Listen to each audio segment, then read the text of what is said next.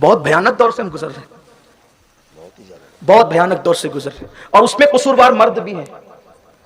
اس کی وجہ یہ ہے عورتوں کو محبت دینے میں ناکام ہو رہے ہیں۔ حیا کے پردے میں کہہ رہا ہوں، اس جملے پہ جا کے گھر میں غور کرنا، اور میرا رب گواہ ہے کہ اس طرح کی تقریریں کرنا میرا کوئی شوق نہیں ہے، لیکن مجبور ہے کہ نہ کہیں تو پھر لوگ آگاہ کیسے ہوں گے؟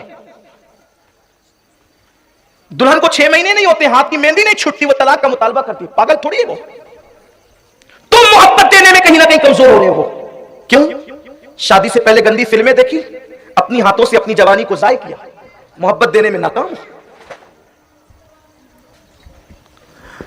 جو طاقت دنیا میں مسلم مردوں کے پاس ہوا کرتی تھی، آج کہیں نہ کہیں وہ مسلم مردوں میں کم ہو رہی ہے، کیونکہ پہلے زنا کیا، شادی سے پہلے سب کچھ لٹا دیا، اب کیا پیش کرے گا؟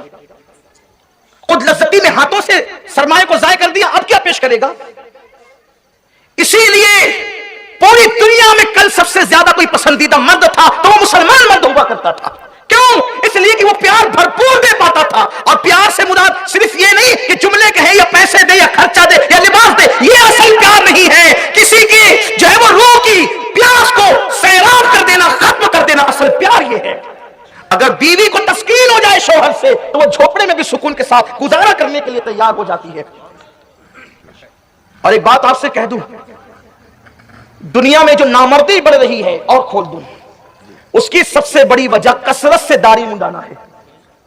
اس لیے کہ قدرت نے داڑھی کے بالوں میں وہ طاقت رکھی ہے، کوئی بڑی سی بڑی دوا بھی مرد کو وہ قوت فراہم نہیں کرتی جو داڑھی کے بال فراہم کرتا۔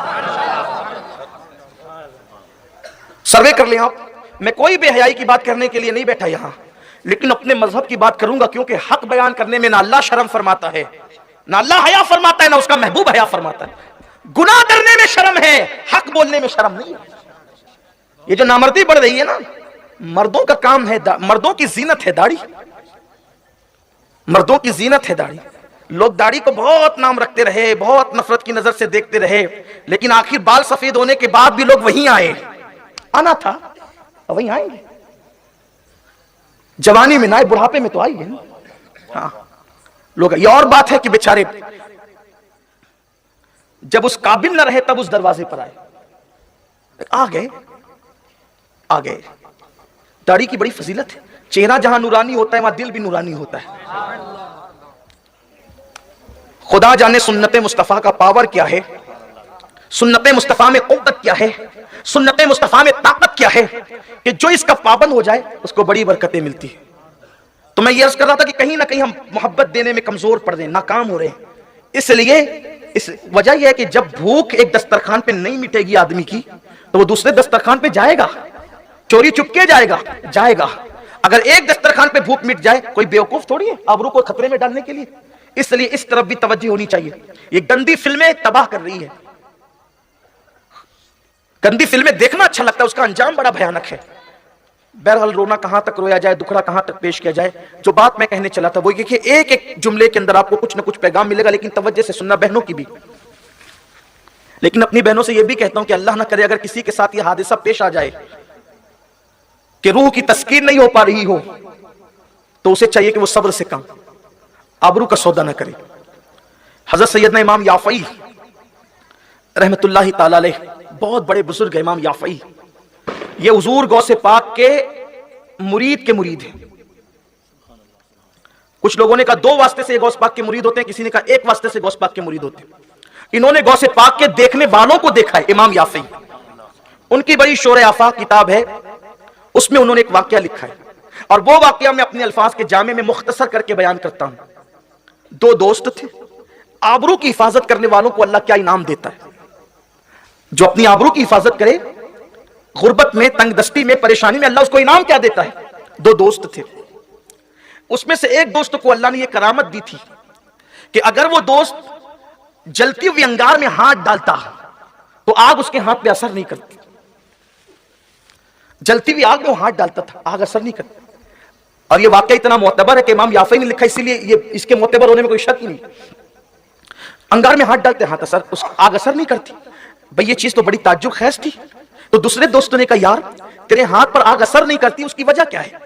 اس نے کہا یار یہ داستان بڑی لمبی ہے، چھوڑ دے اس کو۔ کہا یہ کیسی دوستی ہے؟ دوستوں تو ہوتا وہی ہے جو اپنے دوستوں سے کوئی راز نہیں چھپاتا، اور تم یہ راز کیوں چھپا رہے ہو؟ اس نے کہا ٹھیک ہے اگر سننا چاہتے تو سنو۔ پھر اس نے داستان شروع کی۔ اس نے کہا تم جانتے ہو میں مالدار گھرانے کا فرد ہوں، اور اللہ نے ہمیں بہت دولت دی، آج بھی دیا کل بھی دیا تھا۔ میں نے جوانی کی دہلیز پہ قدم رکھا، مال بھی تھا، دولت بھی تھی، جوانی بھی تھی، اور اللہ نے مجھے خوبصورتی بھی دی ہے۔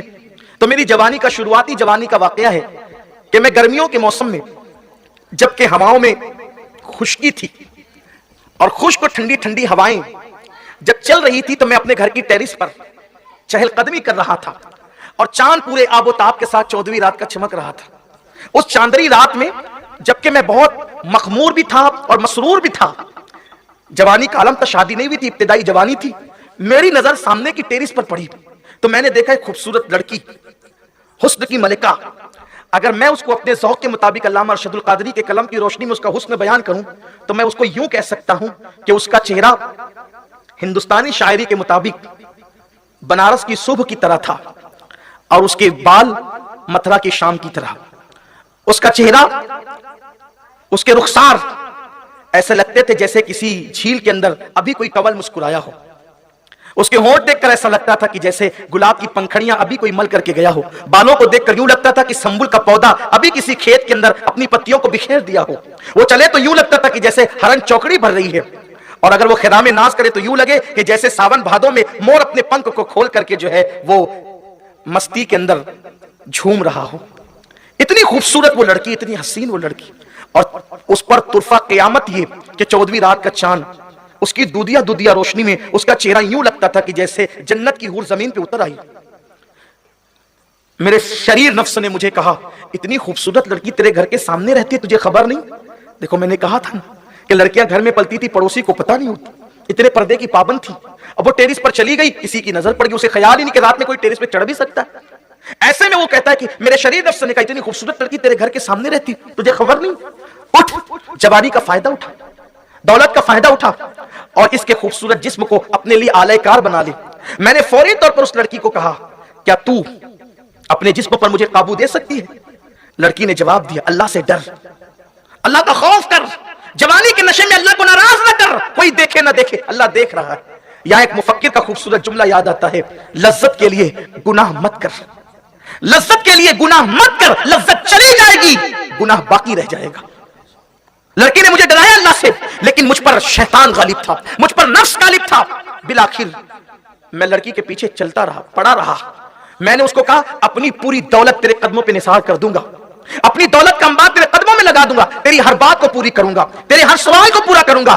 لیکن وہ لڑکی کیا لڑکی تھی، گویا کہ وہ سچی کنیز فاطمہ تھی، وہ دولت کے فریب میں نہیں آئی، میرے بہکاوے میں نہیں آئی، میرے جملوں کے مکر و فریب کا شکار نہیں ہوئی۔ بالآخر پھر وہ لڑکی میری زندگی سے گویا کہ غائب ہو گئی۔ اب وہ لڑکی مجھے کبھی دکھی نہیں۔ ایک وقت ایسا آیا کہ ہمارے علاقے کے اندر قحط سالی آ گئی، قحط سالی، قحط کا زمانہ آ گیا، اور جب قحط کا دور آیا، قحط کا وقت آیا تو ہر غریب امیر کے دروازے پر بھیک کی کٹورے لے کر کے کھڑا ہو گیا، اس لیے کہ قحط نے لوگوں کو، مڈل کلاس کے لوگوں کو مجبور کر دیا تھا کسی کے آگے بھیک مانگنے کے لیے۔ میرے بابا نے مجھ سے کہا بیٹا اللہ نے ہمیں دولت سے نوازا ہے، ایک کام کرو، اناج لے کر، آٹا لے کر، روٹیاں لے کر، کھانا لے کر بیٹھ جاؤ اور جو ہے اس کو دیتے چلے جاؤ، صبح سے شام تک ہمارے گھر سے تقسیم ہوتا رہتا۔ میں نے کیا دیکھا کہ جو قطار لگی ہوئی تھی، اس قطار کے اندر جو مانگنے والے لوگ کھڑے ہیں، تو اس دچکال میں، اس قحط میں وہ لڑکی بھی کھڑی ہے۔ اچانک اس پر میری نظر پڑی تو میں نے اس کو پہچان لیا، بہت برسوں بعد میں نے اس کو دیکھا تھا، لیکن آج وہ میری نگاہ کے سامنے ایک مجبور، بے کس اور بے بس لڑکی کی شکل میں کھڑی تھی۔ میں نے سوچا آج بے کس اور بے بس اور فاقہ کشی کے عالم میں آئی ہے، آج اس کی غربت کا میں بھرپور فائدہ اٹھاؤں گا اور میں اس سے وہ سب کچھ لے لوں گا جو وہ مجھے دینے کے لیے تیار نہ تھی۔ اگر آج میری قوم کے مفکرین، آج میری قوم کے دانشور، آج میری قوم کے قلمکار، آج میری قوم کے یوٹیوب کے بہترین اسپیکرز اگر یہ کہتے ہیں ہماری بیٹیاں کسی کے ساتھ بھاگ رہی ہے، تو میں کہوں گا اس میں قصوروار ہم بھی ہیں، کیونکہ ہم نے کبھی مجبوروں کا سہارا بننے کی کوشش نہیں کی، ہم نے غریبوں کی کبھی مدد کرنے کی کوشش نہیں کی، ہم نے کبھی مفلسوں کا سہارا بننے کی کوشش نہیں کی، ہم تو اپنے نفسانیت میں پڑے رہے، ہم نے دوسروں کا خیال کب کیا؟ اس لیے کہ کبھی کبھی غربت کسی کے دروازے پہ لے جاتی ہے، اور جب کوئی کسی کے دروازے پہ مجبور ہو کر کے जाता है तो मजबूरों के साथ यही किया जाता है, उसकी इज्जत से खिलवाड़ किया जाता है, उसका इस्तेहसाल किया जाता है, उसकी आबरू पे हमला किया जाता है। सब तो उस लड़की की तरह नहीं होगी जो सच्ची कनीज़े फातिमा हो, जो है उनको मुबारकबाद है, लेकिन हर बंदा भूख को कब तक बर्दाश्त करता रहेगा, प्यास को कब तक बर्दाश्त करता रहेगा, कब तक गुर्बत की चक्की में पिसता रहेगा। इसलिए मैं अपनी कौम के जलालों से कहता हूं, मेरे अजीज भाइयों, अपने अखराजात पे कंट्रोल करो और गरीबों की इमदाद करना अपना शियार बना लो। इसलिए कि जब कोई बंदा किसी गरीब के झोपड़े में मदद के लिए कदम रखता है तो अपने अल्लाह की रहमतों को पा लिया करता है। सैयदुत ताइफ हज़रत जुनैद बगदादी फरमाते हैं, मैंने मक्के की गलियों में अल्लाह को पाया। लोगों ने कहा कैसे पाया? चंद फकीर भूखे जा रहे थे, मैंने उनको खाना खिलाया, अल्लाह मुझे मिल गया। इसलिए अगर हम अपनी बेटी की शादी करने के लिए निकले हैं, एक दिन पहले 4-5 गरीब बच्चियों की शादी भी कर दें या एक ही की कर दें। कुछ नौजवान ये अहद कर ले कि मैं किसी मालदार घराने की बेटी से निकाह नहीं करूंगा, मैं किसी गरीब का बोझ उतारने के लिए गरीब घर से शादी करूंगा। मालदार बाप किसी को दहेज दे सकता है, अपनी जबान में कह रहा हूं दहेज, हालांकि वो जहेज है, लेकिन आप दहेज कहते तो मैं भी दहेज कहूंगा। इसलिए कि मुझे उर्दू ना आने के ताने का खौफ नहीं है, मेरी बात आपके दिल में उतर जाए, मेरा शौक ये है। मुझे कोई उर्दू आने का अवार्ड नहीं लेना किसी से। मालदार बाप दहेज देगा, अगर किसी गरीब बाप की फिक्र आपने बगैर जहेज के दूर कर दी, उसके दिल से जो दुआ निकलेगी वो तुम्हें दुनिया में भी कामयाब कर देगी, आखिरत भी संवार देगी। इसलिए कि 1000 साल की इबादत उस मकाम पर नहीं पहुंचाती जहां गरीब और मुफलिस की दुआ पहुंचा दिया करती। कोई आए तो हिम्मत तो करे हौसला, लेकिन यहां तो लालच ही लालच है। वो घर ढूंढो जहां शादी में गोश्त मांडा खिलाया जा सके, वो घर ढूंढो कि अगर पड़ोसी के यहां पर एक पलंग मिला था तो हमें डबल बेड का पलंग मिल सके, डबल बेड पलंग मिल सके। ये लालच है। उसके यहां चांदी की अंगूठी मिली थी तो हमारे सोने की मिल सके। बेटा बेचने जा रहे हैं कि शादी करने जा रहे हैं, अब तक मुझे यही समझ में नहीं आया। कुछ तो हया करो, कुछ तो गैरत करो। आए थे किस लिए, कर क्या रहे हो? मैं तो कहता हूं नौजवानों, जहां अपनी बहुत सारी बातें मां बाप से मनवाते हो, यह भी मनवा लो कि मैंने किसी गरीब से शादी की। फिर किसी गरीब की दुआ जिंदगी में लेके देखना, अल्लाह क्या सुकून अता करेगा।